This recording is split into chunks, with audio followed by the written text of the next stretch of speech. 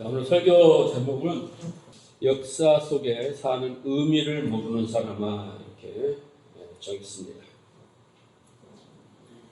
우리는 이 거대한 수천 년의 역사를 살고 있고 그 안에 우리는 많이 살면 한 120년의 그 역사를 살고 있습니다. 그러나 그 역사 속에서 사는 의미, 그 하나님이 그 역사를 우리에게 허락하신 그 의미, 뭐 세계사는 물론 개인사까지 그 의미를 알아야 된다 그 말이죠.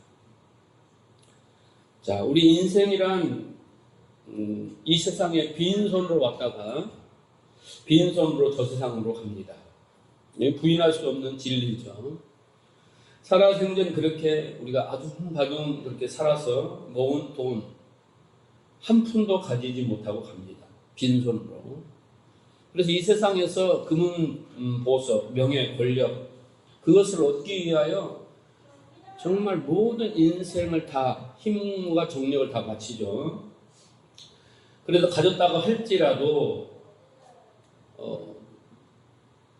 저 세상에 갈 때는 하나도 가지고 가지 못해요. 겨우 어쩌면 이 세상에다가 남겨놓은 것은 이름 석자 이렇게 남겨놓고 갑니다.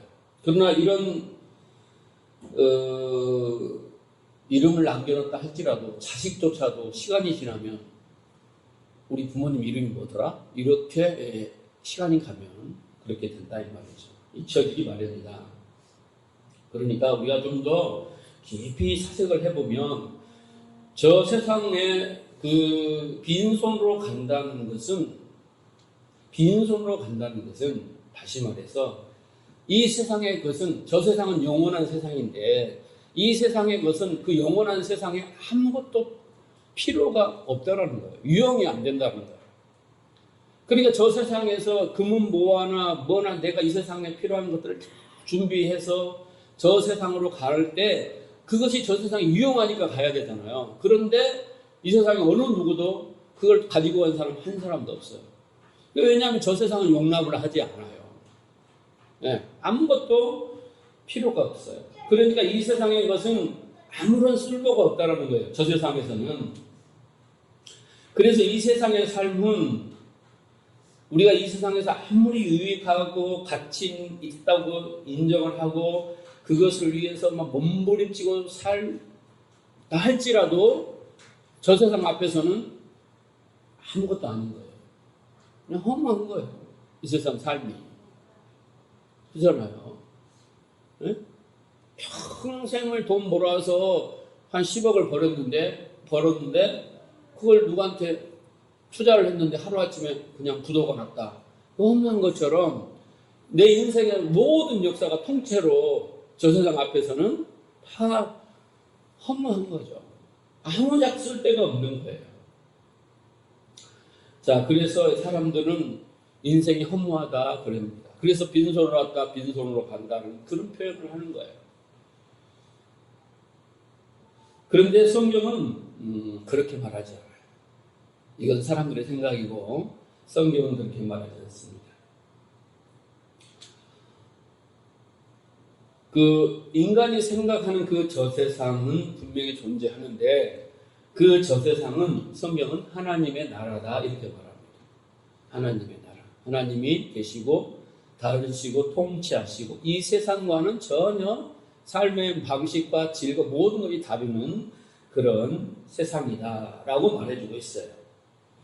그리고 하나님이 인간이 그렇게 허무해 보이는 이 세상의 삶을 헛되고 모든 것이 헛된 것처럼 보이는 이 세상을 허락하신 이유가 분명히 있다는 거예요. 인간의 눈에는 빈손으로 왔다 빈손으로 가니까 허무할지 모르지만 하나님이 그 허무한 인생을 허락하신 이유가 성경에는 분명히 있다는 거예요. 그러니까 우리가 이 세상을 살면서 이 이유를 깨닫지 못하고 죽으면 그 인생은 허무한 거예요. 그런데 내가 이 역사 속에서 120년을 살든 1200년을 살든 간에 그 인생을 살면서 뭔가 그 살아라 하신 그 하나님의 의도와 그 목적을 도달한 사람은 그게 바로 행복한 사람인 거예요. 행복한 사람. 그 사람 입에서는 인생이 허무하다 이렇게 말하지 않아요. 아, 이런 인생을 주셨군요. 내가 이 인생을 살아보니까 우여곡절을 삶을 살았어요. 가서 어쩌다 병원 가서도 또 뭐 수술도 했죠. 자동차 사고도 났죠. 예? 부도도 났죠. 화재도 났죠. 난 지지고 볶은 이 인생이 참 고달프다, 고달프다. 빨리 죽었으면 좋겠다. 이미 막 이런 고백도 하고 했지만 깨닫고 나니까 아, 이런 인생이 없었으면 큰일 날 뻔했구나 라고 말한다라는 거예요. 깨달은 사람은. 하나님은 그런 결국 뭐예요? 그것을 깨닫기 위해서 우리에게 가정도 허락하시고 자식도 허락하시고, 예? 또 죽음도 허락하시고, 뭐 모든 걸 다 이 세상에 우리가 하고 있는 모든 걸 다 허락하시는 거예요. 너 잘 사나 보자. 못 산 놈은 내가 혼내고 벌을 줄 것이고 잘 산 놈은 내가 복을 주리라. 이것 때문에 그런 건 절대 아니다라는 것이죠. 그래서 하나님이 왜 인간을 이 세상에 살게 하였을까 궁금하시면 오늘 설교를 잘 경청해 보시기 바랍니다. 그래서 여러분의 인생의 답이 나오는 거예요. 자, 지난 시간에 복을 받은 사람, 행복한 사람은 어떤 사람이냐라고 했을 때 5절에 뭐라고 그랬습니까? 이를 아니할지라도 경건하지 아니한 자일지라도 어떻게 해요? 의롭다. 그렇게 의로 여기시는 자, 여김을 받는 자, 다시 말해서 죄인 우리가 의인이라고 그렇게 여기심을 받은 그것이 바로 뭐라고 했어요? 행복이다. 복받은 자다라고 했어요. 그러니까 천국의 저 세상에서는 제일 중요한 건 뭐예요? 의인이 제일 중요한 거예요. 의인이. 그래서 어떤다고 그랬어요? 우리에게 하나님 앞에 회개장과 각 사람에게 있는데 그 차변에는 하나님 예수 그리스도의 딱 그게 기록되어 있어서 그것 때문에 절대 변개할 수 없는 의인으로 확고한 인정을 받는 것이고, 차변에는 많은 제목들이 기록되어 있을 줄 알았는데 하나님 그 이로는 아무것도 기록하지 않았더라. 깨끗하더라 라는 거예요. 그렇게 된 자가 어떤 자예요? 그게 바로 복이다 라는 거예요. 기억하시죠? 자, 그런데 9절 그런즉 그 설명을 했어요 지금. 자, 그리고 이 행복이, 이 복이 그렇게 말했어요. 그러니까 이 복이라는 단어, 헬라어 마카리오스라는 이 단어는 위에서 아래로 흐름이라는 뜻이에요. 그러니까 이 헬라적 사고 방식이나 히브리적 사고 방식의 복, 그 행복은 곧 어떤 의미냐면 위에서 아래로 흘러내려오는 것이어야 된다고 믿었어요. 그러니까 수평적으로 이 세상 속에서 인간이 어떤 노력을 통해서 쟁취해낸 그것은 행복이 될 수 없고, 진정한 행복은 위로부터 오는 것이다 라는 거예요. 위로부터 오는 것, 그것은 어떤 거냐면 보이지 않는 거예요. 위에서 오는 것은. 그것은 뭐겠어요? 바로 생명, 평안, 안식, 샬롬, 자유, 뭐 이런 정말 우리 마음에 근심 걱정이 없는 하나님 나라를 누리는 그 복이야말로 그것이 우리를 어떻게 행복하게 하는 거예요. 근데 이 세상에 어떤 것으로도 아무리 술을 퍼먹어도 약을 맞아도 어떤 것을 해도 잠시 뭔가 사람이 해롱해롱해서 좋아질지는 모르지만 부귀영화를 다 얻는다 할지 모르지만 그것으로 그런 생명이나 평안이나 안식이나 자유나 이런 것을 누릴 수 없다라는 거예요. 그래서 진정한 행복은 위로부터 오는 그런 생명이다라는 것이죠. 자, 그런데 인간이 선악과를 따먹고 그런 창조주로부터 오는 위로부터 오는 그 복을 거부하고 이제 어떻게 됐어요? 스스로 하나님이 되어 행복을 산출해내더라는 거예요. 행복을 생산해내더라는 거예요. 그래서 그 행복을 생산해내는 것을 가르쳐준 자가 높은 자리에 앉았더라는 거예요. 지배하더라는 거예요. 왕이 되어서. 그리고 그 행복을 생산해내는 체계를 만들었어요. 선행 체계, 착한 일 많이 하면 된다더라. 그리고 또 지식체계 많이 배우면 된다더라. 그리고 물질을 많이 소유하면 된다더라. 이런 어떤 체계들을 만들어내서 인간들로 하여금 고군분투해서 이런 체계 시스템 속에서 살아가면 그것이 바로 행복이 될 것이다 라고 하는데, 그건 다 뭐예요? 가짜다라는 거예요. 성경이 말하는 거죠. 그래서 인간이 그 역사 속에서 그렇게 부단히 만들어낸 복은 다 유조품이고 모조품이다라는 거예요. 물론 여러분 우리가 생활을 하고 삶을 살아가면서 행복하게 하는 게 있잖아요. 자식을 낳고 자식이 막 행복하게 하잖아요. 근데 여러분 부모님 계시지만 자식이 영원히 여러분 행복하게 해줘요? 나는 아니더라고요. 응? 날 때는 막 배 아파서 나서 내 자식 뭐 그럴지 모르지만 그것도 내 품 안의 자식이고 저렇게 누워있고 저럴 때만 행복이지 아니야 커봐. 얼마나 속색이고 얼마나 그런가 아닌 거예요. 그러니까 이 세상에 것은 어느 것이 나를 행복하게 해줄 것이 별로 없어요. 많이 없어요. 같이 보일 뿐이야. 자, 근데 그것은 다 뭐예요? 모조품이라는 거예요. 여러분, 그 인간들이 역사 속에서 그 행복을 생산해내게 만드는 것들이 첫째는 뭐예요? 선행체계, 지식체계예요. 근데 그것이 여러분 어디서 무너진지 아세요? 인간이 착한 일을 많이 하고 많이 배우면 똑똑해져서 어떻게 해요? 착해질 거고 인격적으로 성숙하고 막 그럴 것이다 라고 그렇게 열심히 가르쳤어요. 도덕을 가르치고 윤리를 가르치고 이렇게 했는데 세계 1차 대전, 2차 대전 때 인간의 그 모든 것이 무너졌어요. 르네상스라고 하는 17세기에 부흥운동이 일어나서 사람은 고로 생각하는 존재다. 그래서 막 인간의 그 존엄성을 나타내고 막 그 절대가치가 무너지고 인간이 막 왕이 되어서 이렇게 온 게 바로 르네상스란 말이에요. 그 이후에 1차 대전, 2차 대전이 일어나면서 얼마나 많은 사람이 수천만 명이 죽었어요. 그래서 사람들이 거기서 회의를 느낀 거예요. 인간을 잘 가르쳐 놓고 도덕윤리를 가르쳐 줬더니 결국은 수천만 명을 죽이더라. 스스로 안게 된 거예요. 아, 배워서 되는 게 아니구나. 그런다고 도덕윤리를 가르쳐서 되는 게 아니구나. 라는 거예요. 그리고 지금 여러분, 이 인간이 지금 물질 문명이 얼마나 발달됐습니까? 근데 여러분, 우리가 겪었잖아요. 지금 한 달 동안. 그것 때문에 막 전기세 내려주라 막 난리 칠 정도로 에어컨도 못 틀어가지고, 이 무더위가 제가 생각할 때는 올해로 끝나는 게 아니야. 작년에 우리가 생각할 때 내년은 더 더울 거라고 그랬죠. 진짜 더워요. 지금 바다에도 열대어가 잡힌다니까, 낚시를 하면.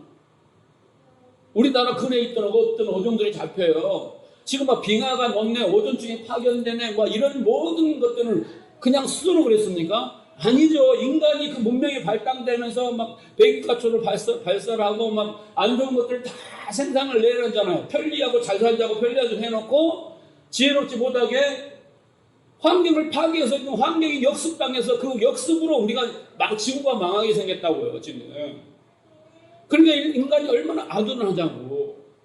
그렇죠? 우리는 이 세대에 그냥 편하게 먹고 살다 가니까 다음 세대 너희가 책임져라. 그러고 간다니까. 그게 인생이야. 그게 인간의 역사의 흐름이라는 거죠. 우리도 여러분 신앙생활을 오래 하면서 오래 하신 분들은 정말 처음에는 하나님 위해서 목숨도 내놓을 것처럼 그 은혜 안에 그 사랑 안에서 하지만 신앙생활을 하다 보니까 자기 신앙체계가 체계로 우리가 흔히 말하는 내가복음이 생기고 자기의 그 신학이 생기고 신앙체계가 생긴단 말이에요. 그래서 어떻게 해요? 그걸 하면 행복할 줄 알고 자기의 신앙체계로 자기의 신앙으로 열심히 합니다. 그런데 이제 어떻게 해요? 시간이 갈수록 나이가 들수록 어떻게 해요? 점점 지쳐만 가요. 처음에 신앙할 때 내가 이루고자 하는 막 기도의 제목들도 안 이루어지고, 왜 안 좋은 일들을 마음껏 교회 안에 사람들 그냥 얼굴도 민망하게 집에 자꾸 안 좋은 일이 생기고 기도는 응답되지 않고 되는 것은 없어. 누구 뭐 간증을 들으면 잘 됐다고 하는데 나는 왜 이렇게 안 되는가. 그래서 그렇게 열심히 했던 내가 이제 기도도 시들해지고 성경공부도 시들해지고 마지못해 부담을 안고 나오는 게 신앙생활이 되어버린 그런 사람들이 성도들이 부지기수예요. 그것이 무엇일까요? 그러니까 인간이 만들어낸 도덕체계 그런 그 선행체계, 이런 그 율법주의적인 그런 신앙체계, 그 종교심을 가지고 만드는 내가 만든 그 신앙체계들이 결국은 진리가 아니기 때문에 시간의 많은 흐름 속에 좋지 않는 결과만을 가져오게 된 거예요. 그러면 우리는 하나님이 잘못되었나요? 성경이 잘못되었나요? 네? 감히 그렇게 말할 수 있나요? 그건 아닌 거죠. 오늘 본문에도 보면 사도 바울은 집요하게 그 율법주의, 율법을 폭격하고 있어요. 다시 말해서 자신의 행위로 구원받을 수 있고, 자신의 내가 믿어서 구원받은 것이라고 하고, 내가 이렇게 하면 하나님 이렇게 복을 줄 것이다 라는 그 율법을 잘 순종하면 될 것이라는 그런 신학적 체계의 율법주의를 폭격하고, 아니다, 오직 하나님의 은혜로 된 것이다 라는 것을 설명하고 있는데, 그걸 또 설명하기 위해서 9절에 할례 이야기를 끌고 옵니다. 그래서 율법주의, 섬기자, 지키자, 드리자, 그 율법주의를 아주 폭격하고 있어요. 그러면서 이렇게 물어봐요. 아브라함이 의롭다 여기심을 받은 게 할례 받기 전이냐, 할례 받은 후냐, 이렇게 물어봐요. 아주 그 아킬레스건을 확 찔러죠, 유대인들에게. 아브라함이 의롭다고 인정을 받았는데 그게 율법을 지켜서냐, 율법을 지키기 전이냐. 다시 말해서 할례를 받기 전이냐, 할례를 받은 후냐. 할례를 받았기 때문에 의롭다고 하느냐, 자기들은 할례를 받았기 때문에 의롭다고 하는 거예요. 그러면 은혜라는 것이 있을 수가 없겠죠? 없어요. 그런데 그걸 물어보고 있어요. 또 아브라함 얘기 지겹죠? 응?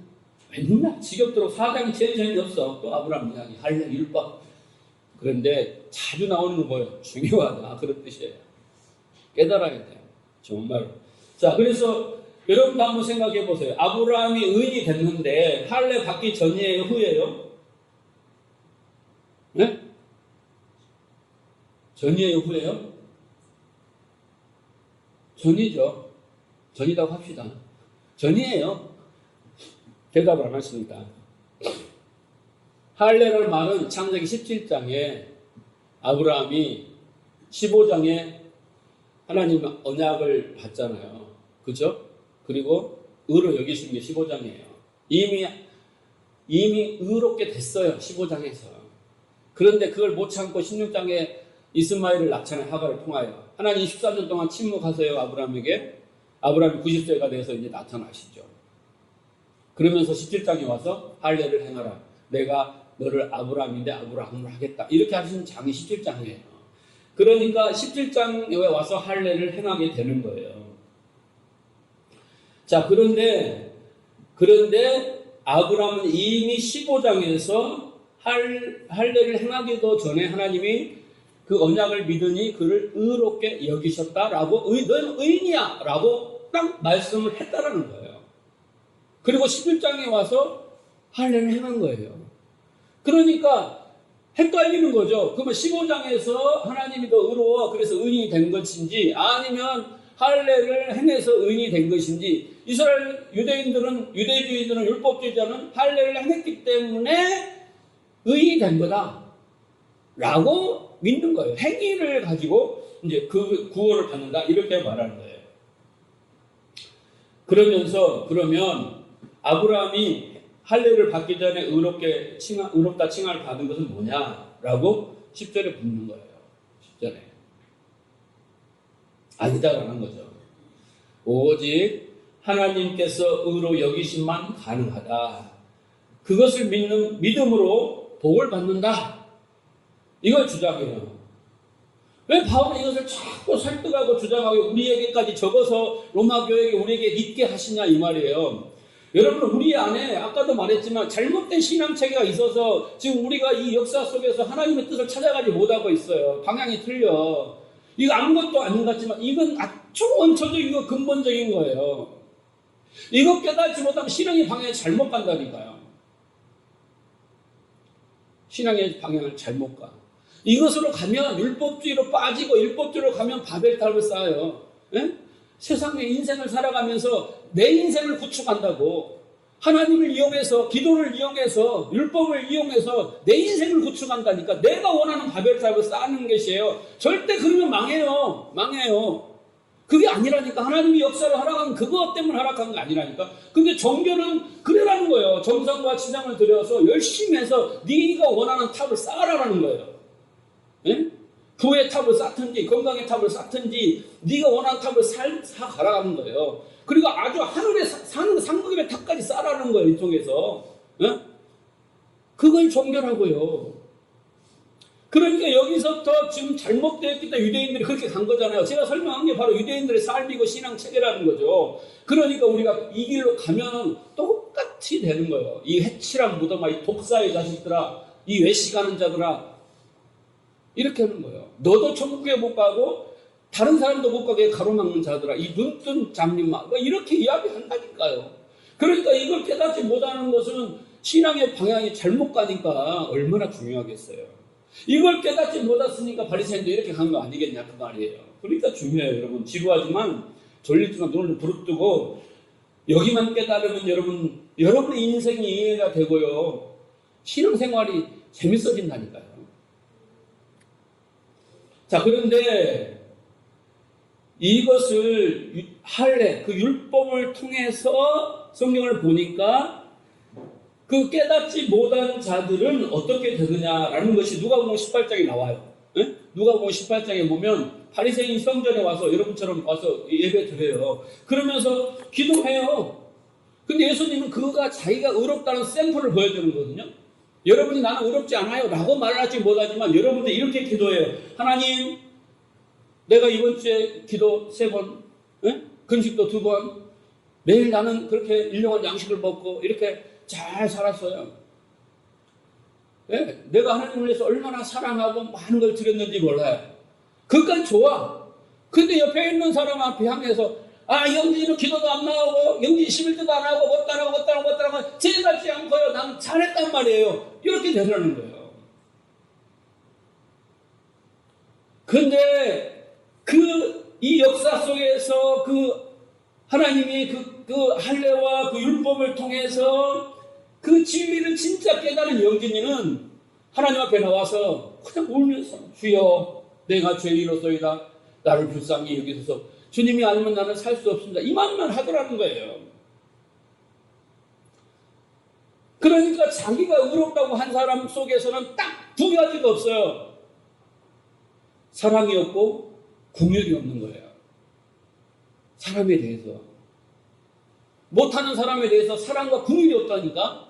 자기보다 못난 사람, 못한 사람에 대해서 사랑과 긍휼이 없어. 자기도 못난 사람이에요. 하나님 앞에서는. 자기가 뭔가 열심히 했던 그것도 다 은혜로 주신 건데 자기가 했다고 착각하니까. 네? 그러면서 못하는 사람 볼 때 사랑과 긍휼이 있어야 되는데 정죄와 심판과 판단과 무시와 이런 것만 있는 거예요. 저것도 못하고 저 따위 해가지고 자기를 모르는 게 자기를 모르니까. 자, 그래서 보세요. 자, 그건 그거고 더 중요한 것은 뭐예요? 지금 하나님이 아브라함의 15장에서 의롭다라고 인정을 하셔서 어떻게 했어? 인정했어요. 그리고 15장에서 그 말 끝에 뭘 해요? 횃불 언약을 했단 말이에요. 짐승을 쪼개고 아브라함과 같이 가자. 그래놓고 아브라함을 세우시고 하나님만 간 거예요. 짐승이 쪼개지고 하나님이 지나갔다는 건 뭐예요? 그 언약을 내가 이루겠다. 어떻게? 이렇게 쪼개져 죽어서 이루겠다. 이거 아닙니까? 그렇죠? 그러니까 그 언약이 이루어지게 그 약속을 스스로 하신 거잖아요. 그럼 약속을 안 지키면 하나님이 아니야. 그 약속을 이루신 거예요. 그걸. 네? 성취하신 거예요. 이미 아브라함은 하나님의 선포를 통해서 그는 의인이 돼버렸어. 그런데 이제 우리는 질문하는 거예요. 그러면 왜 하나님은 17장에 와서 왜 진짜 할례를 행하라고 하시는 겁니까? 의인이 돼버렸는데. 그것이야 질문이. 그래서 이것을 여러분 이해하셔야 지금 앞에 서론으로 이야기한 내용들을 이해할 수 있어요. 다시 말해서 이런 거예요. 하나님, 내가 예수를 구주로 영접하고 믿었어요. 나 거듭났어요. 나 성령 받았어요. 그러면 왜 굳이 이 역사 속에 두시는 거예요? 네? 이 역사는 정말 어떤 게요. 내가 예수를 믿기까지 얼마나 고달팠는지 아세요? 얼마나 지옥을 경험하는지 아세요? 남편 때문에? 돈 때문에? 이제 그거 다 이제 치유받고 이제 예수 하나님 믿으면 하나님 나라 되면 다 끝난다고 알아서 나는 그 하나님을 믿었고 하나님 자녀 됐어요. 근데 어떻게 나 데려가 주세요. 그 좋은 나라로. 그런 사람 없나요? 네? 그렇게 해야 되는데 왜 이 땅에 이렇게 두셔서 정말 쪽팔리게 하냐 이 말이에요. 왜? 안 되거든. 나 예수 믿고 뭐 한다 하는데 기도 응답도 안 되지. 뭐 되는 게 없어. 예수 믿고 더 잘 되는 게 없어. 그런 사람도 있다고요. 왜 이렇게 놔두시냐고. 왜 고달프게 하시냐고. 이런 질문을 하는 거와 똑같아요. 똑같아요. 안 그래요? 우리가 믿음으로 그렇게 됐으면 이제 자격이 생겼으니까, 자격을 주셨으니까 바로 데려가시면 우리는 천국에서 얼마나 행복하게 살 수 있겠습니까? 이 질문이에요. 그런데 왜 하나님은 의인이다 해놓고 또 할례를 행하라고 했냐 이 말이에요. 이미 하나님은 창세기 15장에서 의인이 되었다라는 것은 그가 할례를 받았다 그 말이가 똑같아요. 할례라는 의미가 의인이 됐다라는 뜻이에요. 응? 그런데 의인이 된 사람한테 왜 그 육체에다가 그 할례를 행하라는 의식을 행하라고 표식을 남겨라고 했냐 그 말이에요. 그것이 우리의 역사를 이해하는 모티브가 되는 겁니다. 자, 11절 보면 저가 할례의 표를 받음으로 할례의 표를 받았죠. 17장에서 했죠. 할례 의식을 행했죠. 그런데 왜 했냐 얘기해봐요. 무할례 시에 할례를 받기 전에 15장에서 믿음으로 된 의 15장에서 어떻게 해요? 할례를 받기 전에 의인이 됐어. 하나님이 인정을 했단 말이에요. 그러니까 의인은 하나님이 인정해야지 여겨져야지 되는 거지 인간 행위로 될 수가 없는 거예요. 여러분 그것을 깨닫는 지혜가 있어야 돼요. 하나님이 인정해 주시는 의인이 될 자격이 있어요? 없어. 그런데 인정을 해줘요. 응? 여러분 정말 천국 지옥 앞에 가보면 이 말이 무슨 말인지 확 알 거예요. 자, 그런 것처럼 그렇게 하나님이 15장에서 너는 의인이야 라고 어떻게 했어요? 인정을 했다는 거예요. 그 무할례 시에 의인이 된 것을 어떻게 했다고 했어요? 할례를 받게 하신 것은 그 무할례 시에 의인이 된 것에 대한 인친 것이다라는 거예요. 인친 것. 여기 보면 나와 있잖아. 11절에 인친 것. 이게 인친다는 의미가 중요한 거예요. 왜 하나님이 구원받은 우리를 여기다 놔두지 않고 데려가셔야 되는데 왜 놔두냐라는 것은 구원을 인친 것이라는 의미예요.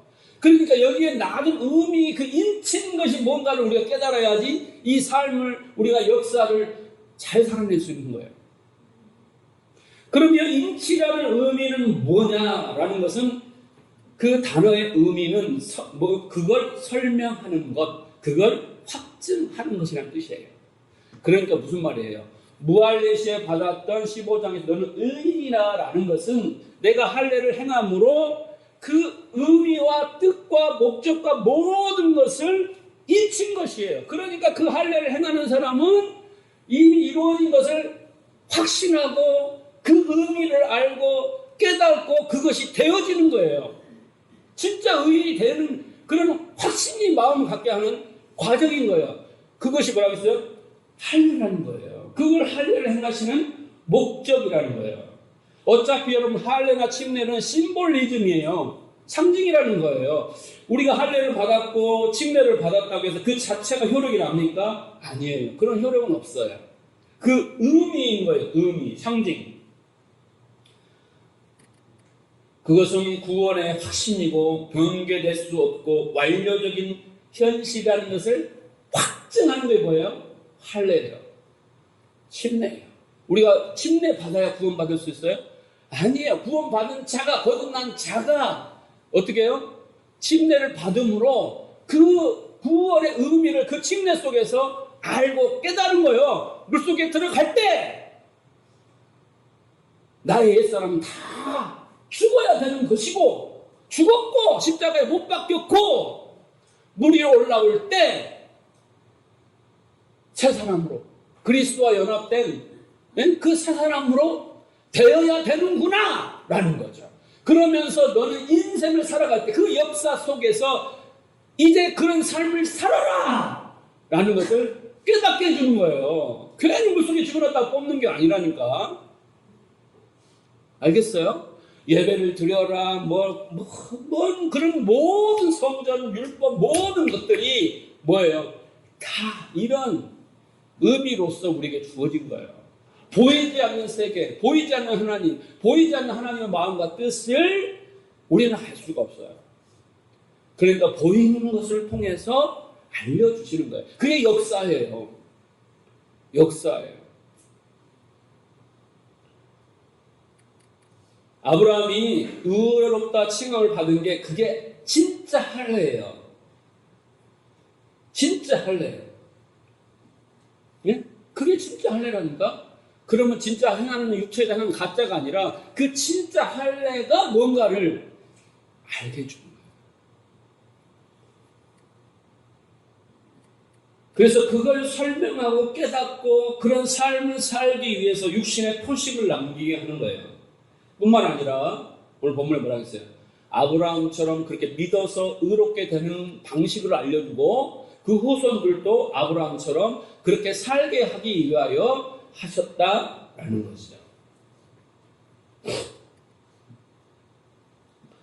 이게 이 역사 속에서 저와 여러분의 삶의 의미이며 역할인 거예요. 여러분들이 바벨탑을 쌓는 것이 아니라 여러분 바벨탑을 쌓으면 하나님은 계속 무너뜨려요. 네? 왜? 그거 쌓으라고 우리의 이 역사를 허락하고 물질을 허락하고 건강을 허락하고 인생을 허락하고 가정을 허락하는 게 아니거든요. 교회를 허락하는 게 아니에요. 이거 하려고 방금 설명한 그 할례, 그 구원, 그 의미의 확신을 역사 속에서 깨닫고 오라고 그 역사를 허락하여 준 건데 우리는 그거 안 하고 내가 원하는 그 역사 속에서 내 역사를 쓰고 내가 원하는 탑을 쌓는 거예요. 그러니까 무너질 수밖에 없는 거죠. 그러나 우리는 생각하죠. 막 뭘 하고 그럼 다 하나님이 좋을까 선한 것이야? 아니라니까. 아무리 선해도 그것이 하나님의 뜻이 아니면 아닌 거죠. 그래서 의롭게 된 순간 데려가시면 얼마나 좋겠어요. 그런데 의롭게 데려간 순간 여러분을 데려가시면 여러분의 마음이 아주 볼품이 없어요. 의롭게 된 건 하나님의 순수한 은혜로 되어버린 거지 내가 마음이 바뀌고 하나님의 마음을 품고 천국을 누리고 내 마음이 깨끗해지고 가치관이 바뀌고 그런 상태예요? 아니잖아요. 그때 가면 위험해요. 위험해. 갈 수도 없어요. 그죠? 에? 신분만 인정받으면 반드시 내 마음과 생각이 뭐가 깨달음이 있냐고. 정말 하나님의 사랑을 알고 은혜를 알고 그 하나님의 존재를 아냐고. 몰라. 그죠? 몰라요. 모른다고. 그러니까 안 데려가시는 거예요. 그래서 이 역사 속에서 충분히 교회 안에서, 가정 안에서, 직장 안에서 뒤지고 볶으면서 어떻게 해야 돼? 알고 경험하라는 거예요. 무엇을 철저하게 인간의 부패함을 왜 할례를 받아야 되는지 왜 의롭다 인정을 받아야 되는지 그 의인의 반대인 죄인이 뭔지 네 마음이 뭔지 잘 이런 것들을 깨달아 아는 과정이에요. 그래서 어떻게 돼요?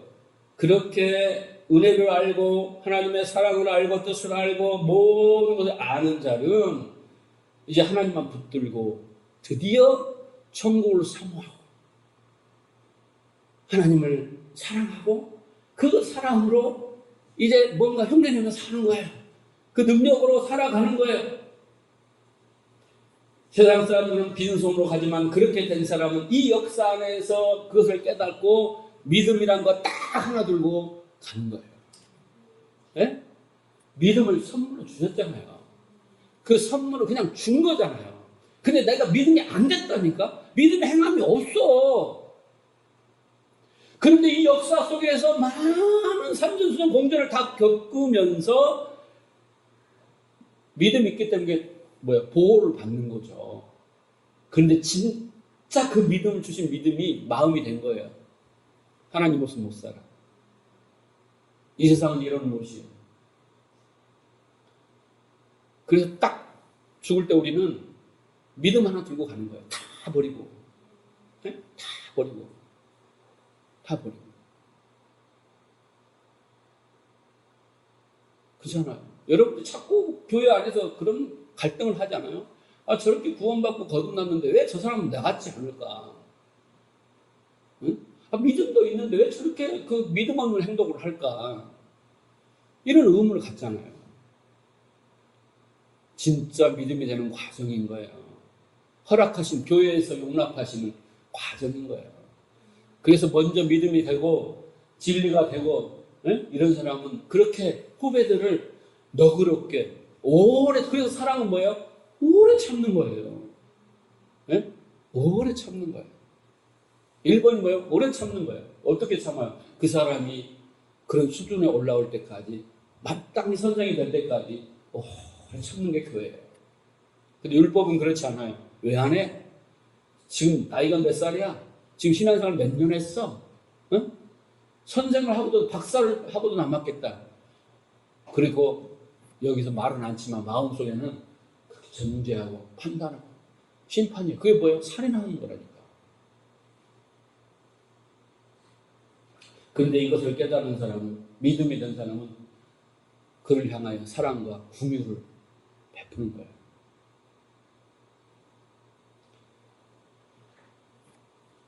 이것은 성경에 보면 할례는 이 어떤 확정되고 완료된 것을 깨닫게 해주고 알게 하고 보여주는 거잖아요. 그러니까 여러분, 요한이 올라가서 봤어요. 네? 봤어요. 새하늘 새 땅 여기가 있네. 네? 하나님 나라가 여기 있네. 봤어요. 봤잖아요. 그래서 기록한 게 계시록이에요. 네? 그리고 사도 요한이 3층째나 올라갔어요. 올라가서 봤어요. 완료된 것이 딱 봤어요. 네? 내가 죽어서 그것을 봤단 말이에요. 그러니까 사도 요한이 내려와서 어떻게 했어요? 굶주림에 처하고, 네? 돌에 맞아 쓰레기장에 버려지고, 난파를 당하고, 헐벗고, 무수한 말을 맞고, 그렇게 공격을 당하고, 그래도 어떻게 해요? 자기는 봤거든. 그잖아요. 확인하고 왔거든. 그러니까 이 세상도 모든 걸 다 배설물로 버려버리는 거예요. 네? 여러분은 보지 않고도 그렇게 되기를 주님으로 축원합니다. 아니, 만약 그것을 보고도 왔던 사도 요한이, 바울이 믿음 없는 행위를 했다면 그 본 것이 잘못 봤든지 가짜를 봤든지 않겠습니까? 근데 진짜를 보고 오니까 삶 속에서 그 믿음이 그를 지배해버리는 거예요. 그 본 믿음이 실제를 봐버리니까, 믿음은 바란 것의 실상인데 실상을 딱 봐버렸어. 여기서는 뭐예요? 믿음으로만 그걸 볼 수가 있단 말이에요. 근데 가서 딱 보고 오니까 그에게 믿음이 더 이상 없을 필요가 없는 거야. 응? 실제가 자기가 있으니까. 그래서 그 실제를 갖고 있는 자의 삶을 사는 거예요. 그게 사도 요한이고 그게 사도 바울입니다. 모세도 그렇잖아요. 모세도 올라갔어요. 하나님께 올라갔어요. 딱 올라가 보니까 성전이 딱 지어져 있어. 완료된 성전. 네? 딱 지어져 있어서 내려와서 어떻게 해요? 그대로 짓잖아요. 그대로 본대로. 히브리서에 나와 있죠. 내가 보여준 대로 내가 내려가서 지어라. 그게 하나님 나라잖아요. 성전. 그러니까 완료된 것이 다 준비되었는데 그것을 인간이 이해 못해요. 그죠? 그래서 육신의 세계로 육신을 입고 오셔서 가르치고 깨닫게 하시고 그 완료된 것들의 상징들을 할례가 됐든 성령이 됐든 율법이 됐든 모든 것들을 어떻게 우리에게 주셔서 이 보이는 세계에 주셔서 그것을 깨닫게 하는 거예요. 그래서 역사가 필요한 거예요. 역사가.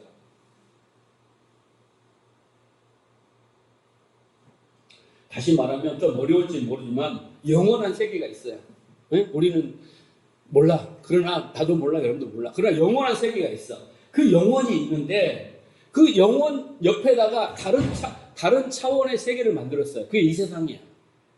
근데 이 세상은 이것을 알게 해주려고, 진짜를 알게 해주려고 만든 거야. 진짜를. 응?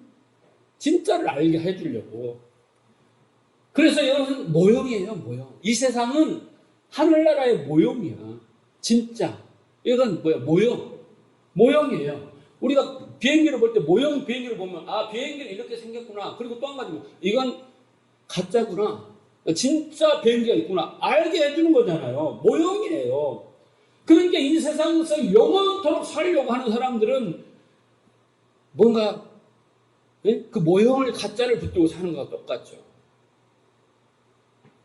그런데 그 원형을 알기 위해서 하나님이 이 역사를 허락하시고 이 역사 속에 많은 일들을 우리에게 허락한 거예요. 그러니까 우리가 이 역사 속에서 알아야 할 게 뭐냐면 자기의 애자예요. 애자. 네? 애자를 알아야 돼요. 그래야 우리는 새 사람을 알 수가 있어요. 새 사람을 알 수가 있어요. 왜 하나님은 우리에게 새 사람, 새로운 피조물로 우리를 만드셔야 되는가? 왜 할례를 행해야 되는가? 왜 침례를 행해야 되는가? 이런 모든 그런 의식과 행위 속에서 우리는 정말 옛자를 알아야 되는 거예요. 그리고 왜 이 옛자가 죽어야 되고 왜 새로운 피조물이 되어야 되는가를 깨달아야 된다니까. 그래서 여러분이 역사가 필요한 거예요.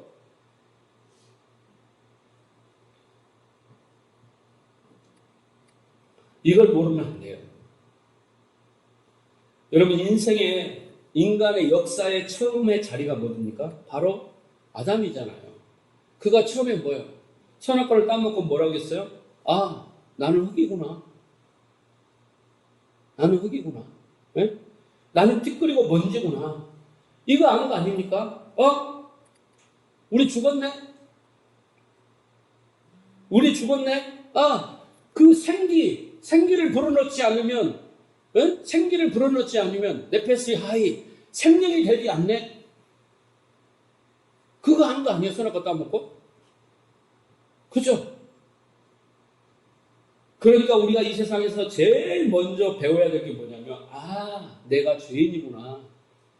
내가 흙이구나. 내가 특글이구나. 이 역사와 인생은 도저히 가치가 나에게 만족이 될 수 없구나. 그거 알아야 돼요. 여기가 신앙의 출발점이에요. 그래서 우리는 여러분 망해야 돼요. 잘 되면 안 돼요. 세상의 걸 모아놨다가 하루아침에 다 공수표가 돼야 돼요. 우리가 원하는 대로 다 되면 우리는 절대 하늘을 바라보지 않아요.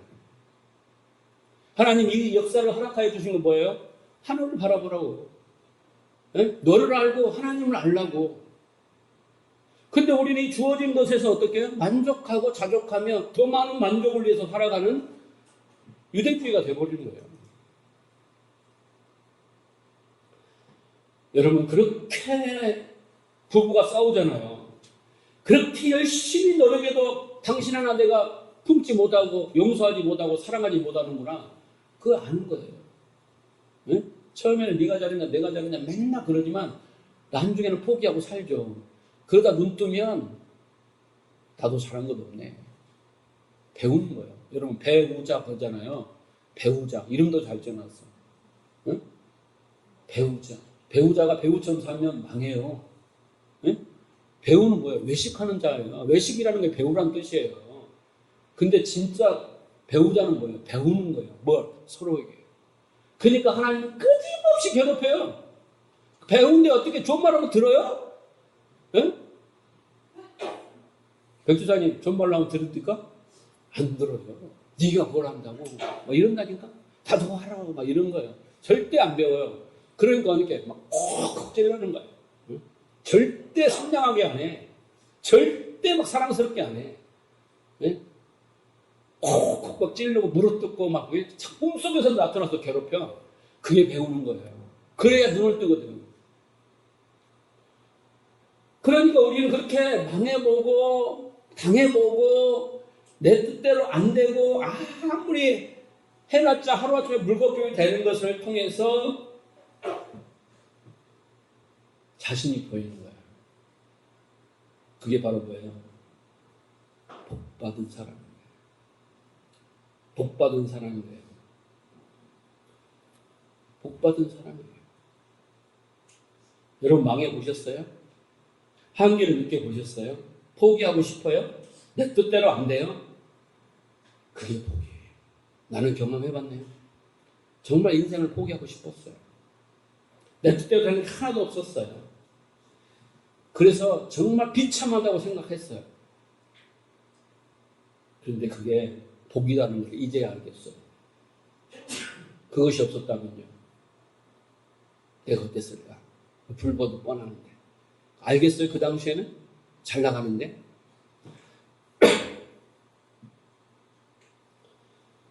자기의 모습을 보면서 내가 개차반이구나.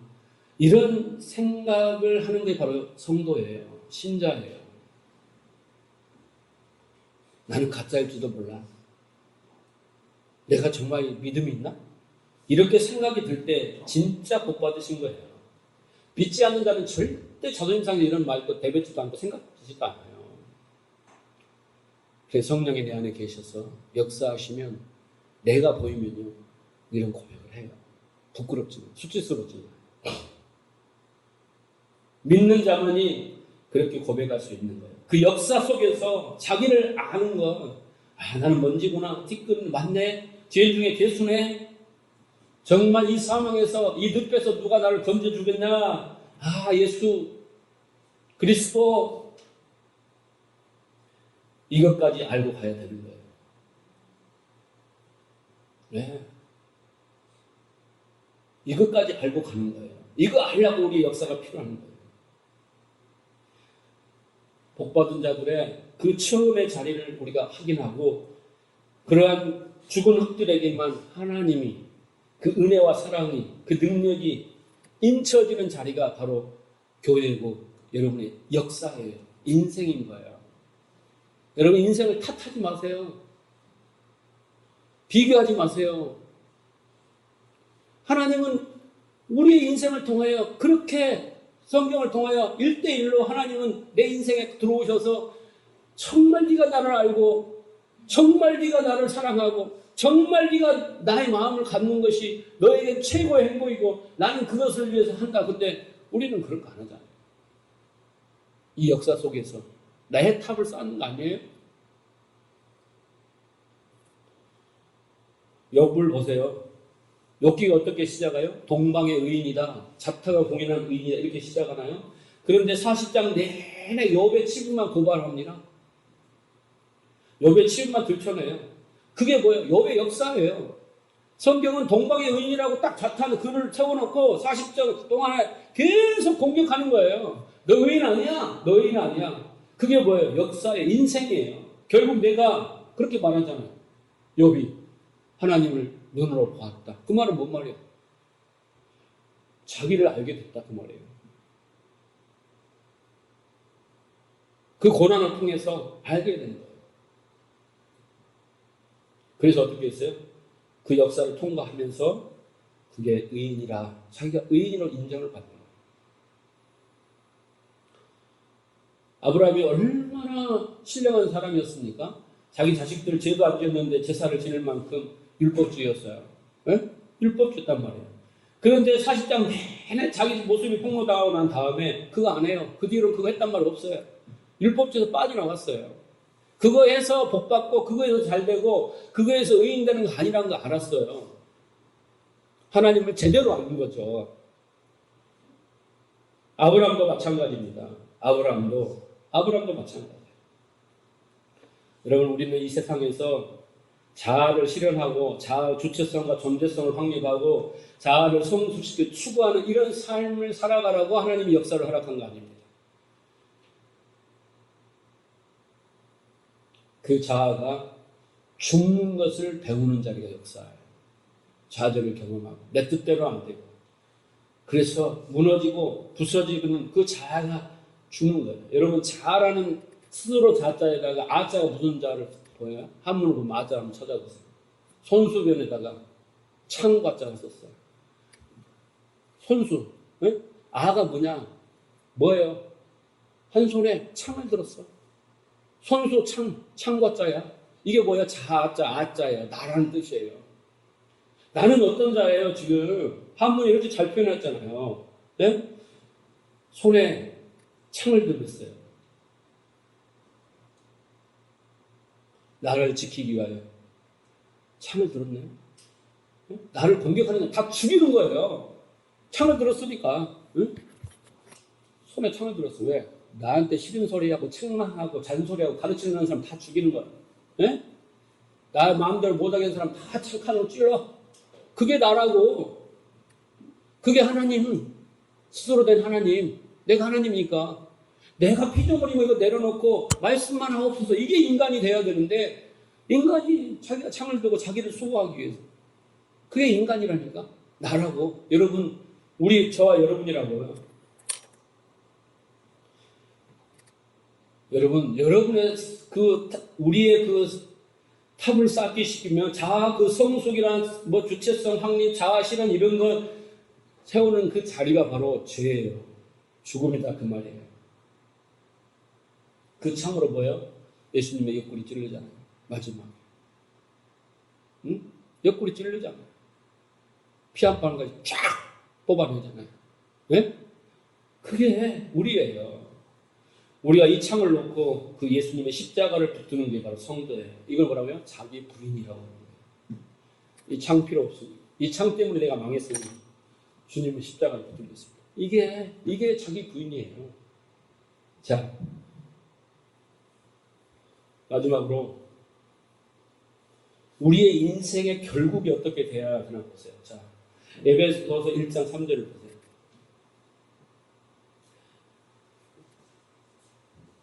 에베소서 1장 3절 찬송하리로다 하나님 곧 우리 주 예수 그리스도께서 아버지께서 그리스도 안에서 하늘에 속한 모든 신령한 복을 우리에게 복 주시되 그랬습니다.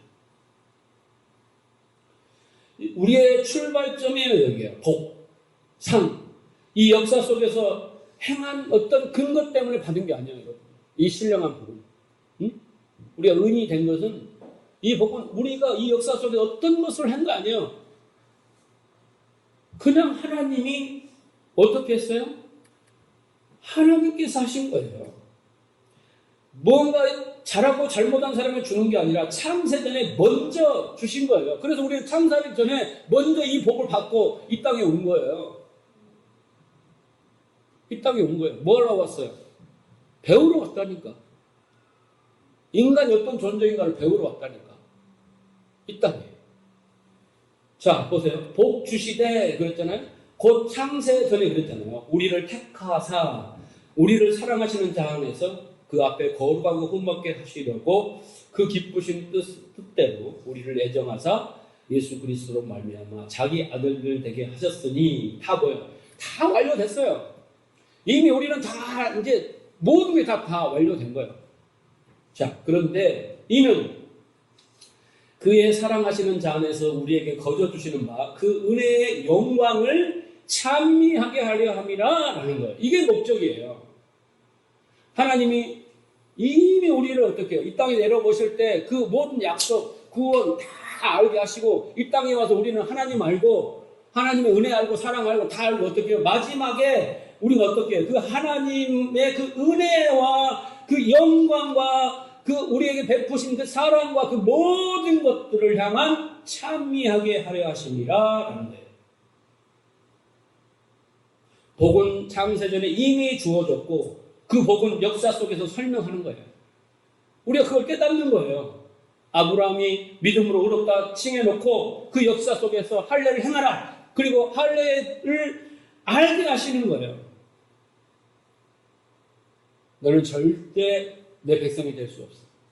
알게 하시는 거예요. 오직 하나님만 예수를 믿어야만 되는 거예요. 그걸 알게 하시는 거예요. 그래서 우리가 어떻게 해요? 그 은혜의 영광을 찬미하게 하려 함이로다. 다시 말해서 진짜로 하나님을 믿게 만드는 거예요. 진짜로 하나님을 의지하게 만드는 거예요. 진짜 하나님 못 살게 만드는 거예요.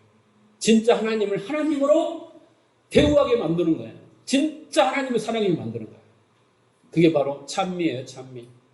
속이지 않고 가식적이지 않고 진심으로 그 마음을 표현하는 거예요. 그렇게 되게 하기 위해서 하나님이 그렇게 하신 거다라는 거예요. 여러분, 여러분의 영생에 이 역사를 허락하시고 가정을 허락하시고 교회를 허락하시고 내 삶을 허락하신 이 역사, 그 역사에 관심을 두세요. 그런데 그 역사를 내가 쓰는 역사로 만들어서는 안 되고 내 것을 이루는 역사로 하는 것은 단 한 푼것도 가져갈 수 없다는 거 알아야 되고, 하나님이 그 역사 속에서 그 허락하시는 그 의도, 그 목표에 우리가 도달해야 되는 거예요.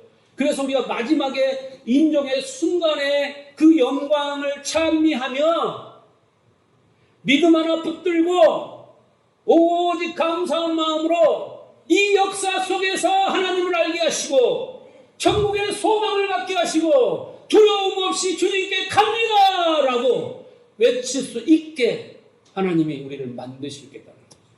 그러면 인생에 성공한 거야. 주렁주렁 뭐 달고 가는 것도 아니고, 그거 못 달고 갔다고 하나님한테 쫓겨나는 것도 아니고, 구박받는 것도 아니고, 인간이 얼마나 똑똑하고 지혜롭든지 논리에 맞지 않고 뭐에 맞지 않으면 하나님 인정하려 들지 않아요.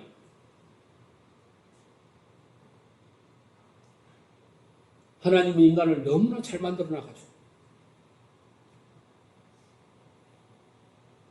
그래서 우리 일생의 역사 속에서 여러분의 모든 삶 속에서 모든 것들이 일어나는 그 일들은 참새 한 마리도 하나님 허락 없이는 떨어지지 않아요. 그것들은 다 뭐예요? 나를 알게 하십니다. 나를 알게. 그 나를 아는 그 자리에서 이제 우리는 하나님을 향한 진심의 마음을 가지고 나아가는 거예요. 그거이 뭐예요? 주신 믿음이 진짜 내 마음이 된 거예요. 우리는 그 마음으로 가야 돼요. 그 마음이 돼야 돼요.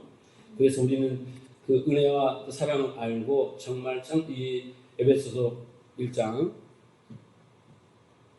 영광의 그 하나님의 은혜가 영광에 찬미하는, 그 천국 가면 뭐예요? 전부 종려나무로 들고 흰 옷을 입은 천사들 모든 사람들이 그 하나님을 찬양할 수밖에 없어요. 근데 지금 데려가시면 전혀 그런 염사도 없고 감사도 없고 찬미도 없는데 천국 가면 마음이 변했을까요? 속히 우리가 그런 마음이 가져지도록 기도하시고 그렇게 목표로 삼으셔서 예배하시고 그렇게 하나님 관계 한 걸음 한 걸음 가까워지는 믿음의 삶으로 나아가시는 주님을 축원합니다.